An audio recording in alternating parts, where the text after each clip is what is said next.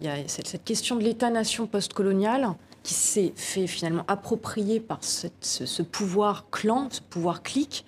C'est pas d'ailleurs propre simplement à l'Algérie, c'est un schéma qu'on voit partout s'installer dans les pays arabes post-décolonisation. Donc c'est la question de la légitimité finalement qui se pose. Quelle légitimité du pouvoir en rapport à cette société, comme je l'ai dit, qui revendique un espace politique d'expression, d'autonomie et donc qui veut une réforme profonde de la pratique du pouvoir. Un pouvoir qui est patrimonial, qui, comme vous l'avez dit, rentier.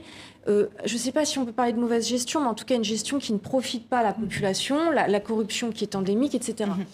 Donc, encore une fois, ces manifestations, elles traduisent un ras-le-bol, une demande de dignité, un sentiment d'humiliation face à la figure de Bouteflika, mais aussi au système. Mais une chose, l'armée, elle est vraiment les moyens, non seulement de la répression, on verra ce qui va se passer dans les jours qui viennent, mais au-delà de la répression, on pourrait aboutir à un scénario encore plus autoritaire, il ne faut pas l'exclure, que ce qu'on a aujourd'hui, ce qu'on a vu dans d'autres pays arabes.